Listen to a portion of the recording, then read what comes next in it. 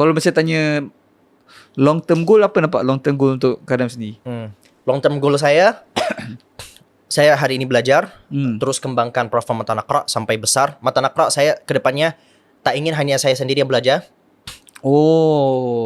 Saya ingin pula beberapa orang-orang yang saya trust lah, memang thiqah, terpercaya dari ilmu dia. Dia boleh ajar pula, lalu kita harus gaji. Allahu alam itu bagaimana caranya. Kita harus gaji dia atau bayar per video atau wallahu alam. Itu untuk Mata Naqra. Kemudian lalu di Indonesia saya tak tahu, saya suka sekali mengajar. Saya nak mati dalam keadaan mengajar. Even mengajar Quran alif ba ta tha. Passion. Kita continue mengajar. Adapun untuk dari sisi pemasukan, dari sisi income, saya nak bisnis lah, insyaallah. Saya nak bisnis. Apa pendapat Abu Ya tentang social media Kadam sendiri? Tak pernah bincang pasal ni. Dia tak pernah bring up ke dalam line makan ke apa ke? Tak. Baca Kadam sini tak pernah tanya?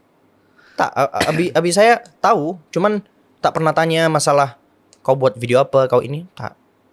Ya? Yeah? Tak. Dia mesti tak minat nak tahu ke? Sundere. Hah? Sundere. Apa maksud dia? Bolehlah Google lah. Saya takut. Salah maksud? Tak lah. Takut video ni sampai. Okey, Sundere nanti saya search lah. Jadi macam kadang-kadang saya tak pernah dengar Abuya puji saya langsung. Tapi puji saya lewat abang. Macam itulah. Jadi kita Sundere, macam dia happy tapi tak bagi tahu kita. Bagi tahu orang sekitar. Abuya garang ke? Ya. Oh ya.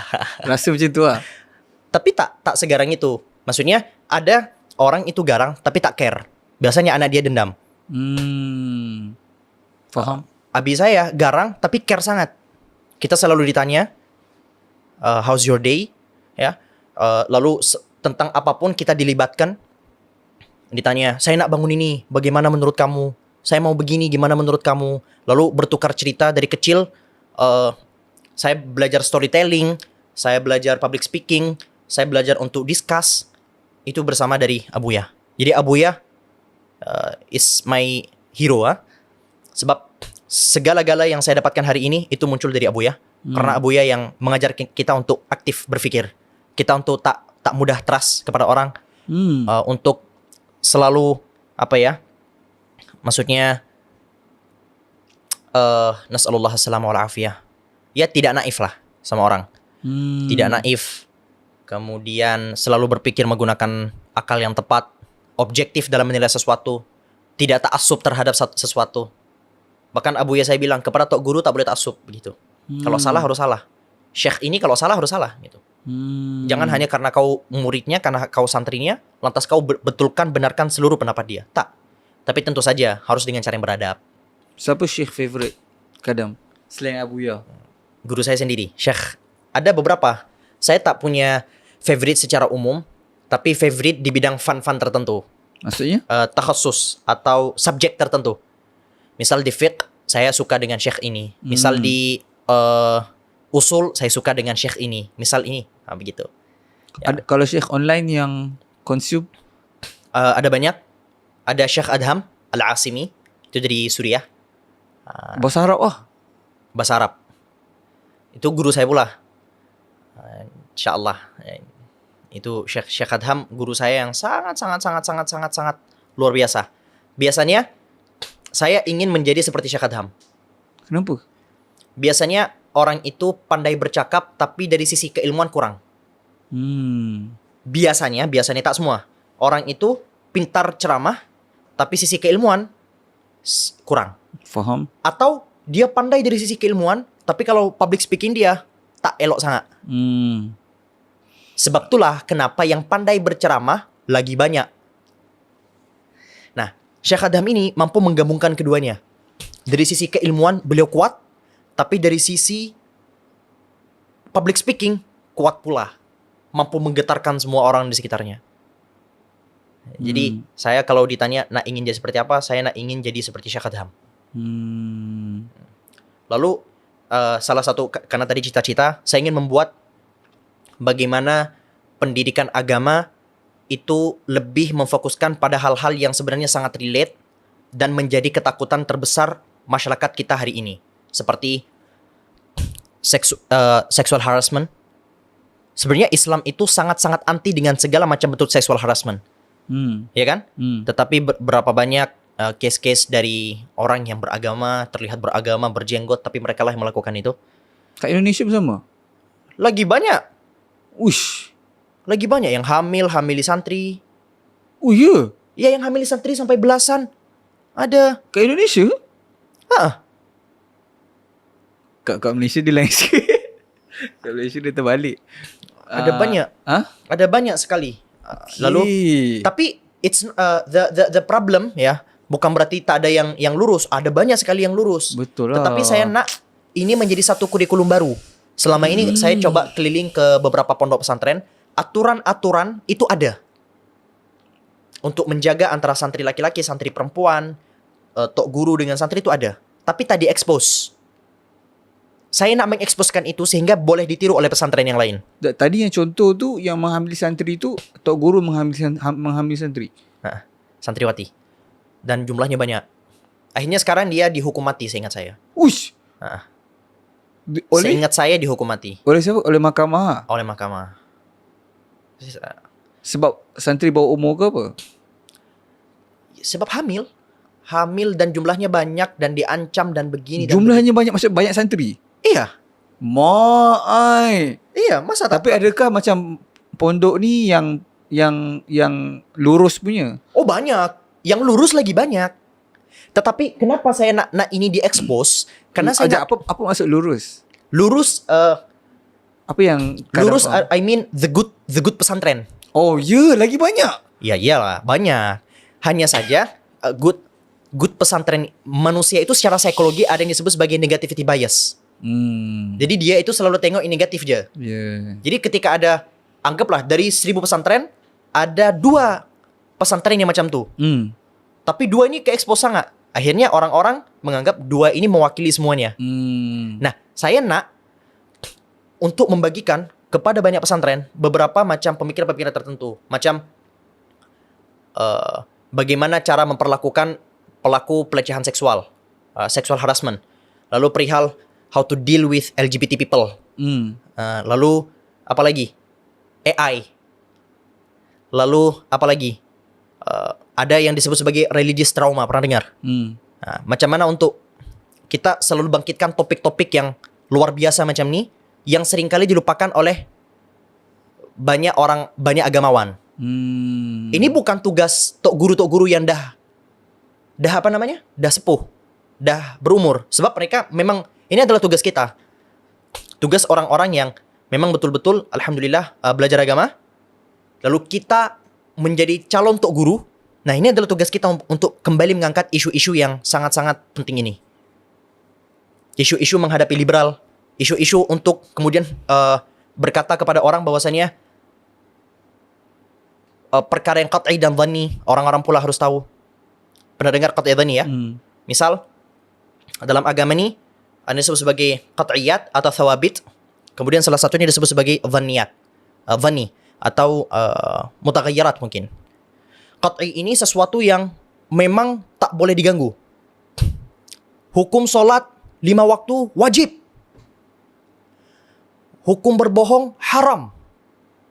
Hukum puasa wajib. Itu qat'i. Tapi ada yang sifatnya dhanni. Dhanni ini masih multitafsir. Di mana orang apabila tersalah dalam dhanni ini tak mungkin jadi kafir. Tak perlu dijudge terlalu dalam. Sehingga bila ada pendapat-pendapat baru yang muncul dari perkara-perkara yang mutaghayyirat ini, kita tak payah overreact lah. Sebab boleh lah. Nah, ini mungkin perlu diterangkan lagi kepada masyarakat. Kita harus buat satu podcast baru yang membahas tentang qat'i dhanni.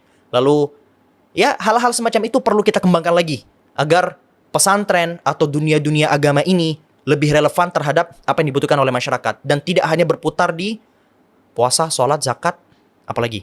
Bukan berarti itu tak penting. Tetapi Islam ini lagi hebat dari semua itu. Islam ini mencakup segala aspek. Islam ini mental health Islam cakap. Walaupun tak disebutkan nama-nama dia, tapi Islam menceritakan mental health begitu luar biasa. Misal bagaimana orang trigger.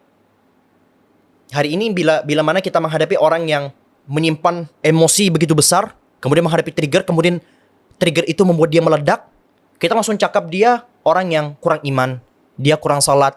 Padahal tak. Misal, ketika Nabiullah Yakub, siapa putra beliau yang pertama kali hilang? Nabiullah Yusuf kan?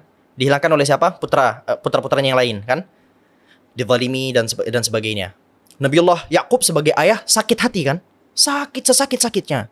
Kemudian putra-putranya ini kembali tidak bisa membawa pulang ke rumah adiknya, yaitu Binyamin. Ketika putra-putranya datang ke ayahnya, ayah, mohon maaf Binyamin gak bisa pulang. Nabiullah Yakub langsung memalingkan pandangannya. Wa tawalla anhum. Wa qal, ya asafa ala Yusuf. Duhai duka citaku terhadap Yusuf. Yang hilang hari ini itu siapa? Binyamin. Tapi yang diteriakkan nama siapa? Nama Yusuf. Itu artinya apa? Selama ini Nabiullah Yakub, orang kalau dah simpan memori lama, memori, kemudian ada trigger baru, teringat memori lama. Nabi mengalami itu, apalagi kita kan? Wa biyaddat ainahu minal huzn. Kemudian mata menjadi putih, diambil pandangannya. Fahuwa kadhim, maka sungguh Nabiullah Yakub dalam keadaan memendam. Itu kalau hari ini menimpa seseorang dibilang kurang iman, kurang salat, kurang dekat dengan Allah, kurang baca Quran. Padahal belum tentu. Berani cakap Nabiullah Yakub kurang salat? Berani cakap Nabiullah Yakub kurang iman? Tak kan? Atau gaslighting di dalam Al-Quran. Ketika putra-putranya melihat ayahandanya yang begitu sakit hati sekali, putranya tak meminta maaf, tapi berkata, Tallah, taftau tadhkuru Yusuf, hatta takuna haradan atau takuna minal halikin. Pa, ayah, abi, masih saja kamu ingat Yusuf. Abi, kami ini peduli. Bila kau masih saja ingat-ingat Yusuf, kau akan celaka, kau akan ini. Mendingan tak perlu ingat Yusuf. Kenapa sih, Pak? Di gaslight. Nabiullah Yakub di gaslight. Nabiullah di manipulate keadaan yang sebenarnya. Jadi cerita mental health, gaslight. Atau hari ini, bila ada orang yang terkena anxiety ketika mendapatkan hate comment. Orang hari ini, seluruh motivator, bila cakap, kau tak payah mendengarkan ucapan orang lain. Orang yang mendengarkan ucapan orang lain itu artinya dia bodoh. Tak. Itu fitrah. Fitrah manusia. Ketika mendengarkan haters, kemudian dia sakit hati, itu fitrah. Rasulullah SAW Allah firmankan dalam Al-Quran, "Walaqad na'lamu annaka yadhiqu sadruka bima yaqulun." Muhammad, saya tahu hatimu menjadi sempit. Kau menjadi ada emosional ketika mendengarkan haters dari orang-orang kafir. Nabi Muhammad saja hatinya menjadi sempit ketika mendengarkan haters. Apalagi saya. Jadi hal-hal seperti itu perlu kita bangkitkan. Tema-tema yang sangat-sangat relate dengan apa yang dibutuhkan oleh masyarakat. Itu salah satu macam goal ke? Iya, my goals di masa yang akan datang. Tapi itu butuh. Saya tak bisa sendiri, pertama. Saya tak bisa sendiri. Itu harus bersama dengan banyak masyarakat, banyak tim, banyak alim ulama yang perlu kita kaji bersama tema-tema seperti itu. Lalu butuh waktu yang panjang. Doakan semoga Allah bagi umur panjang. Okay, kejap guys. Assalamualaikum. So, aku ada big announcement sebenarnya untuk korang. So, aku actually dah berpartner dengan Public Gold sebagai diorang punya authorized dealer guys. Okay, kenapa aku buat macam ni? So, kalau kau tengok podcast ni dah lama, kau tahu aku selalu ambil berat, especially tentang finance dan juga investment dan sebagainya. And aku dah lama dah invest dalam emas. So, aku nak invite korang untuk invest dalam emas sekali.